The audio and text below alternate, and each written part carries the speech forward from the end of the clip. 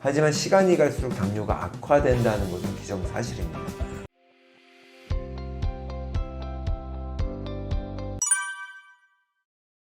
당뇨병에 대한 오해가 있죠. 현대의학이 가지고 있는 오해. 이 당뇨병을 현대의학에서는 서서히 진행되는 만성질환으로 봐요. 그리고 원인은 알 수 없다고, 명확하지 않다고 보고, 그래서 치료 목표는 혈당 조절이 되어야 한다고 보는 게 현대의학적인 시각이고, 의사들은 그렇게 트레이닝을 받았고 환자들을 그렇게 치료를 합니다. 그리고 불치병이에요. 그래서 의사들에게 당뇨병을 고칠 수 있냐고 물어보면 다 불치병이라고 얘기를 합니다. 그렇게 배웠기 때문에.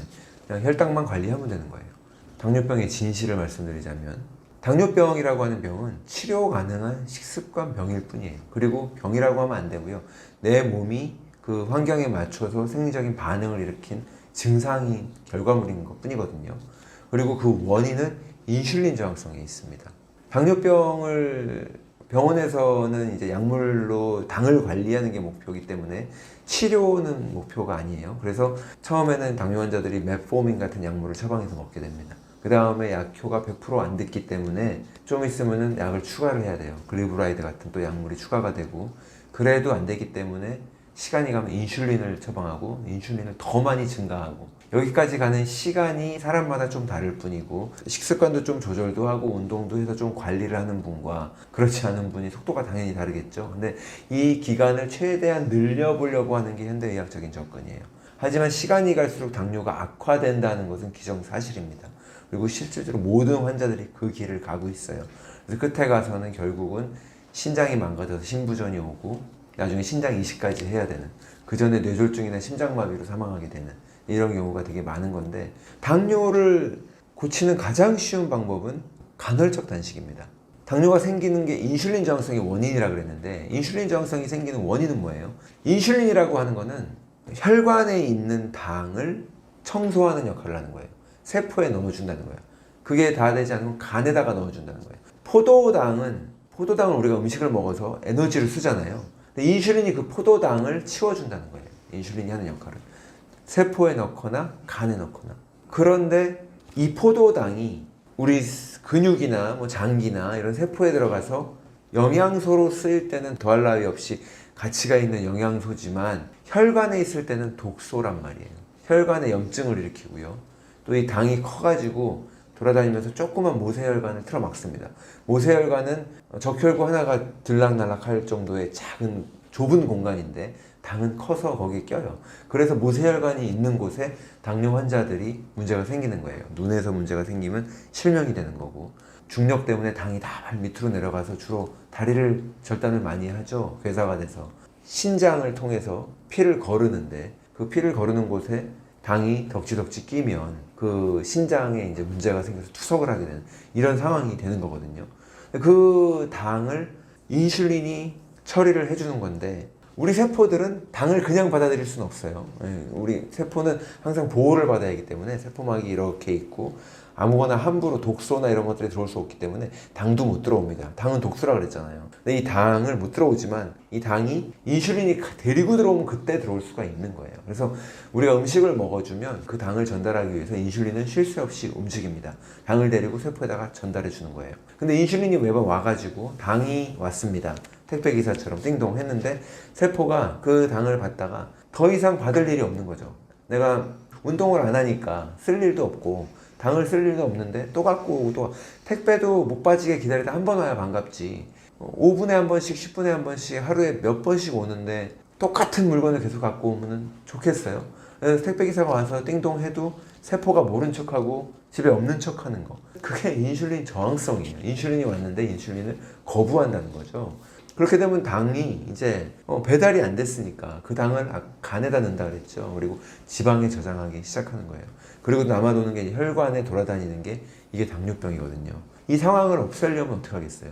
당을 그만 넣어주면 되는 거거든요.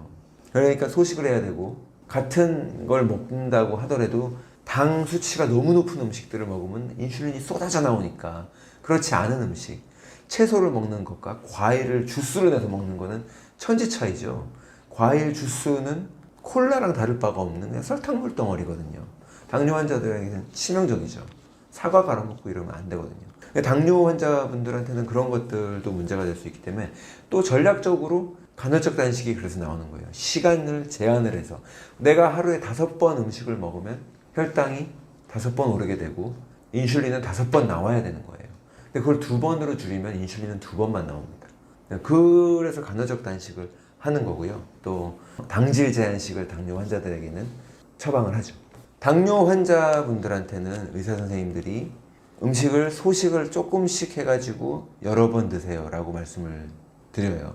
그 이유는 당뇨 약 때문에 저혈당 쇼크가 올까봐 그러는 거거든요. 약도 안 먹었는데 음식을 안 먹으니까 혈당이 툭 떨어질까봐. 소식으로 조금씩 먹으라고 하는 처방은 당뇨를 고치려고 하는 처방은 아니에요. 당뇨약의 부작용을 막기 위한 처방일 뿐인 거죠. 어차피 약물로 관리하기로 했지 당뇨를 고치려고 하는 게 의사 선생님의 역할이 아니기 때문에 그렇기 때문에 그렇게 얘기를 하는 거고요. 그래서 당뇨 환자분들이 간헐적 단식을 하려고 한다면 특히 당뇨약을 먹고 있는 상태에서 주의해서 할 필요가 있죠. 처음부터 막 16대8, 16시간 단식을 하고 24시간 단식을 하고 할 게 아니라 12시간도 해보고 조금씩 늘려보고 그리고 혈당약, 당뇨약도 조절을 해야죠. 집에서는 근데 요즘 혈당 검사를 되게 쉽게 하잖아요. 간이 검사기가 있어서 나의 혈당을 검사해가면서 하는 게 훨씬 안전하겠죠. 그리고 간헐적 단식을 하고 당질만 제한하면 한 이틀만 해도 혈당은 정상으로 나옵니다. 혈당이 정상으로 나왔으니까 당뇨 나았네 라고 생각하실 수 있는데 젊었을 때처럼 좀 적당히 아무렇게나 먹어도 잘 유지가 되는 게 나은 건데 그거는 아니고 아직 인슐린 저항성이 있기 때문에 내가 음식을 통해서 조절을 가능하다는 것만 확인을 한 거죠. 근데 얼마든지 근데 당을 조절을 가능하기 때문에 그런 식으로 천천히 안전하게 늘려가는 게 시간을 늘려가는 게 좋죠. 우리 몸의 관절들은요 움직이라고 설계가 되어 있어요. 그리고 이 관절에는 충분한 혈관이 공급이 되지 않습니다. 그렇기 때문에 산소나 영양소가 공급이 원활하지 않다는 뜻이에요. 하지만 얘들도 내 몸의 세포고 조직이기 때문에 똑같이 산소와 영양소를 공급을 받아야 되고 노폐물도 빠져나가야 됩니다. 근데 혈관이 이게 원활하게 잘 전달이 안 된다 그랬으니까 혈관을 통해서가 아니라 움직임을 통해서 펌프질을 통해서 되는 거거든요. 그래서 움직여야 관절은 건강해요. 예를 들어서 어깨 같은 경우도 많이 움직여줘야 오십견을 예방할 수가 있습니다. 우리가 어깨의 가동 범위도 높이지 않고 항상 요 밑에서 생활을 해요. 핸드폰도 이렇게 보고 설거지를 할 때도 그렇고 컴퓨터를 할 때도 그렇고 어깨를 뭘로 높이는 경우가 없잖아요.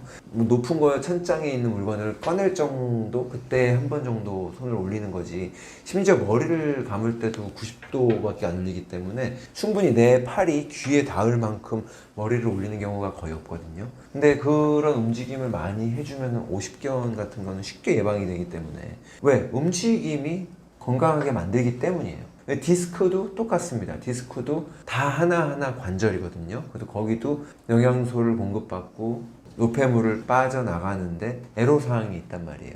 근데 움직여줘야 돼요.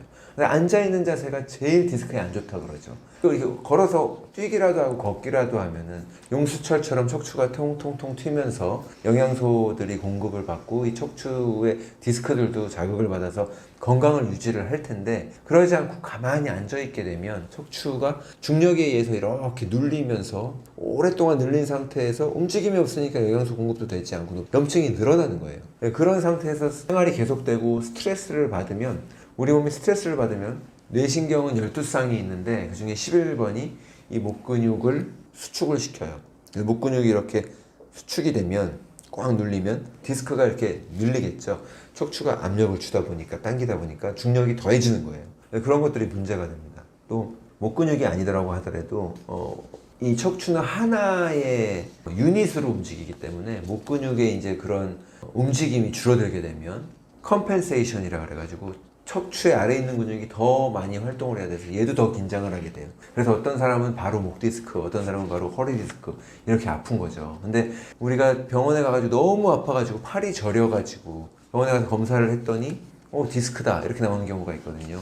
디스크도 노화가 되긴 돼요. 우리가 거울을 보면 내 얼굴을 보고 아이고 주름이 생기고 수분이 빠져나가서 주름이 생기고 늙었네 하는 것처럼 디스크도 수분을 나이가 들어가면에 따라서 어느 정도 잃습니다. 수분이 줄어들다 보니까 디스크도 노화가 오는데 그리고 실제로 약한 부분이 나와 있기도 하고, 근데 그거를 MRI를 통해서 봤다고 해서 그거를 원인으로 지목할 수만은 없는 거예요. 대부분 90%는 염증이고 근육이 수축된 거거든요. 염증이기 때문에 소염제를 먹었을 때 좀 낫는 거고, 스테로이드 주사를 맞았을 때 염증을 낮춰줬더니 조금 낫는 거예요. 디스크가 나와서 누르고 있다? 그럴 경우에 주사를 놨다고 해서 디스크가 들어가는 건 아니잖아요. 디스크가 혓바닥처럼 낼름낼름 들어갔다 나왔다 하는 게 아니기 때문에 항상 염증이, 디스크가 제자리에 있지 않고 튀어나왔다고 하더라도 그 주변에 염증이 생겨서 문제가 생기는 경우인 거죠.